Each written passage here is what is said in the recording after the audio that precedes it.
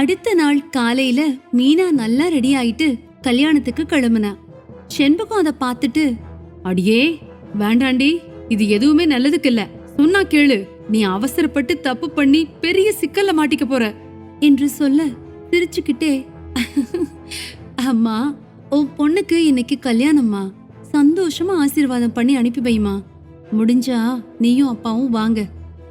இல்ல இல்ல, நீங்க கண்டிப்பா வருவீங்க என்று சொல்லிவிட்டு, நான் வரேன் என்று கிளம்பி போயிட்டா.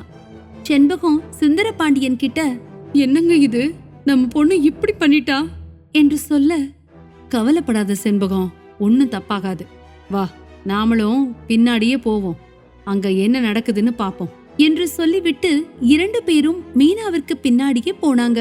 அதே மாதிரி அங்க கதிரும் கிளம்பினா. ராஜி அம்மா கிட்ட, மா வாமா போலாம் என்று கூப்பிட, இல்ல கதிரு, நான் அங்க வரல, உங்க அப்பா எனக்கு துரோகம் பண்ணாருன்னு தெரிஞ்ச அப்பவே நான் மயங்கி கீழே விழுந்துட்டேன். இப்போ உன் விஷயத்துல என் உசுரே போயிருண்டா, வேணாம், நான் வரல, நீயும் அங்க போக கூடாது.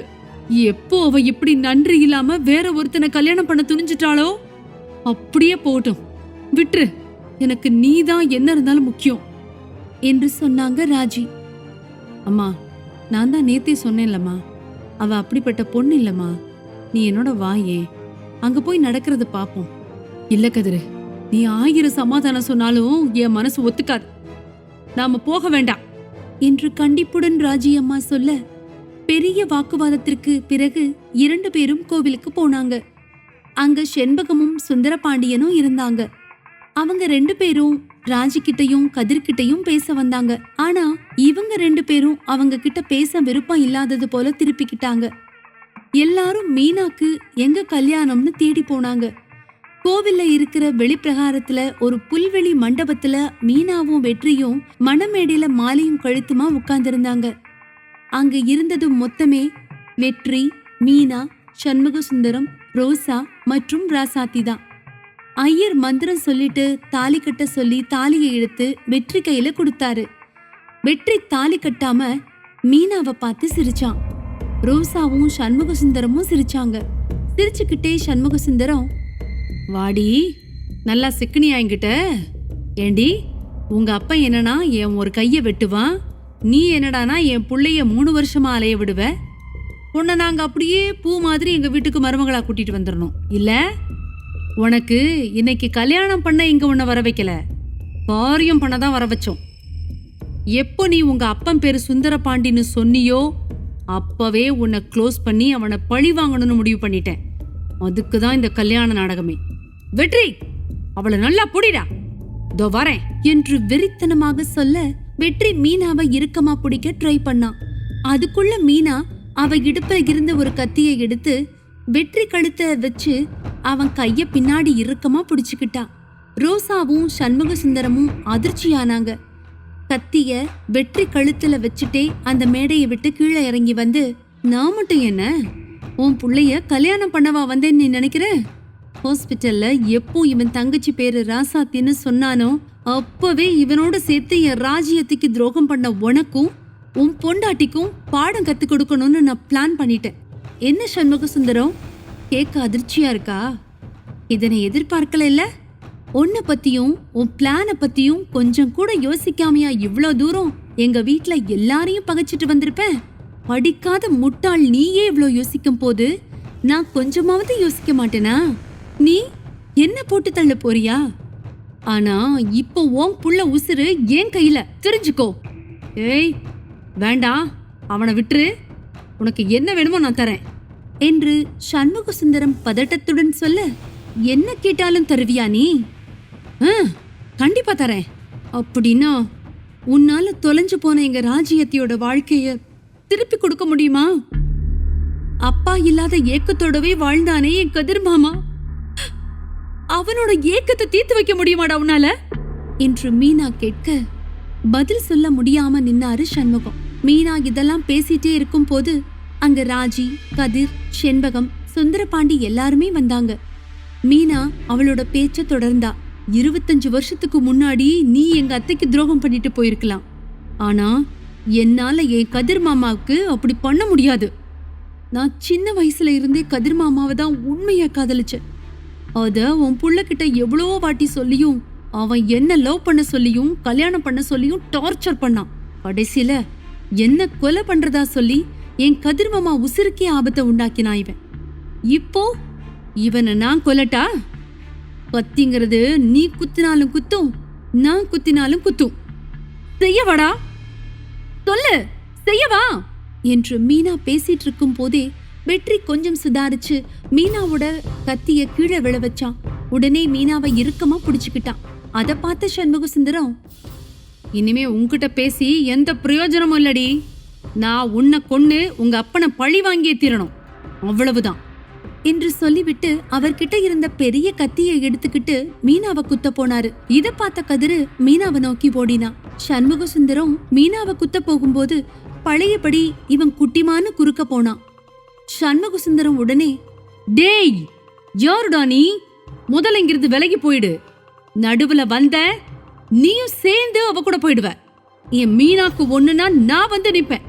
அதுக்காக என் உசிரே போனாலும் சரி, அத பத்தி எனக்கு கவலையே இல்ல என்று கதிரும் ஆக்ரோஷமாக சொல்ல, ஓஹோ அப்படியா, அப்படின்னா நான் உன்னை முதல்ல முடிச்சிடுறேன்டா என்று சொல்லிவிட்டு அந்த கத்திய கதிர குத்த போகும்போது ராஜியம்மா, என்னங்க அது நம்ம பையன் கதிருங்க, அவனை ஒண்ணும் பண்ணிடாதீங்க என்று அதிர்ச்சியில கத்தினாங்க.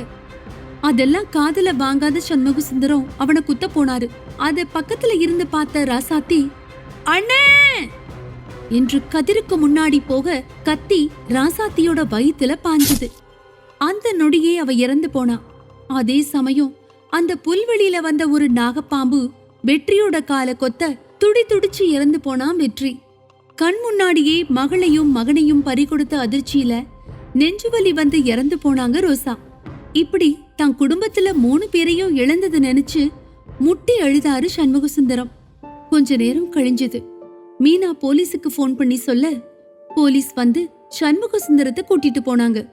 போகும்போது சண்முக சுந்தரம் இன்ஸ்பெக்டர் கிட்ட, ஐயா ஒரு நிமிஷம் என்று சொல்லிவிட்டு கதிரு கிட்ட வந்தாரு. கதிரு, இந்த பொண்ணு கேட்டுச்சுப்பா என்ன, அப்பா இல்லாத ஏக்கத்தை தீர்த்து வைக்க முடியுமா உன்னாலேன்னு. ஆனா நான் உனக்கு அப்பாவா இருக்கவே தகுதி இல்லப்பா, நீ என்ன மன்னிச்சிடு. அம்மாடி மீனா, நான் உன்னை கொலை பண்ண பார்த்ததுக்கு அந்த கடவுள் எனக்கு சரியான பாடத்தை கத்து கொடுத்துட்டாரு. நீயும் என்ன மன்னிச்சிடுமா. நீயும் கதிரும் ஒருத்தருக்கு ஒருத்தர் விட்டு கொடுக்காம வாழ்க்கையில ரொம்ப நல்லா இருக்கணும் என்று சொல்லிவிட்டு ராஜி கிட்ட வந்தாரு. என்ன மன்னிச்சிடு ராஜி, நான் உனக்கு பெரிய துரோகத்தை பண்ணிட்டேன். ராஜி அம்மா, நீங்க எனக்கு துரோகம் பண்ணது உண்மைதான். அதுக்கு உங்களை நான் எப்பவோ மன்னிச்சிட்டேங்க. ஆனா நான் அவ்வளவு சொல்லியும் நம்ம பையனை கொலை பண்ண போனீங்க பாருங்க, அதுக்கு உங்களுக்கு என்னைக்குமே மன்னிப்பு கிடையாதுங்க என்று சொன்னாங்க. தப்புதான், நீ என்ன மன்னிக்க மாட்டேன்னு எனக்கு தெரியும். ஆனா ஒண்ணு மட்டும் சொல்லிக்க விரும்புறேன், நீ நம்ம புள்ளைய ரொம்ப நல்லா வளர்த்திருக்க. அது வரைக்கும் ரொம்ப சந்தோஷம். மறுபடியும் எல்லார்கிட்டையும் மன்னிப்ப கேட்டுட்டு ஜீப்ல ஏறி போயிட்டாரு. எல்லாம் முடிஞ்சு கதிரு, ராசாத்தி உனக்கு என்னம்மா என் மேல இவ்வளவு பாசம்.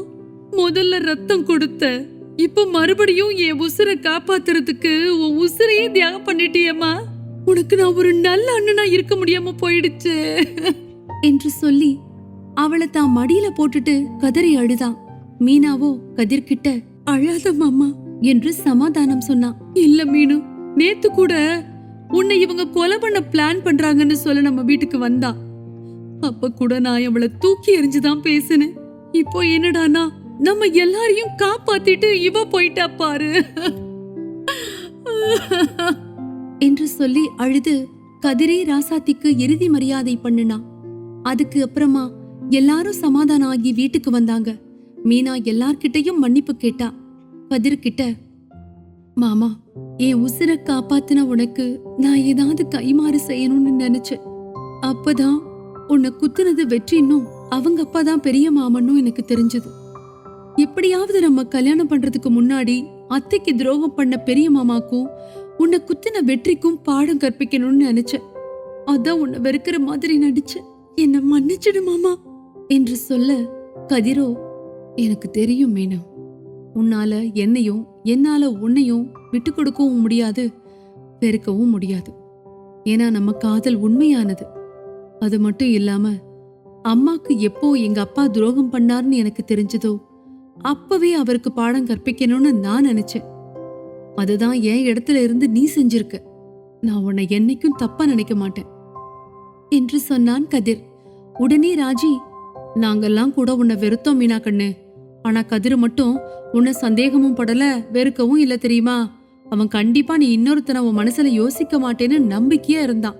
அவன் நம்பிக்கை வீண் போகல என்று சொல்ல, மீனாவும் கதிரும் ஒருத்தரை ஒருத்தர் மனசளவுல புரிஞ்சுக்கிட்டத நினைச்சு சந்தோஷப்பட்டாங்க.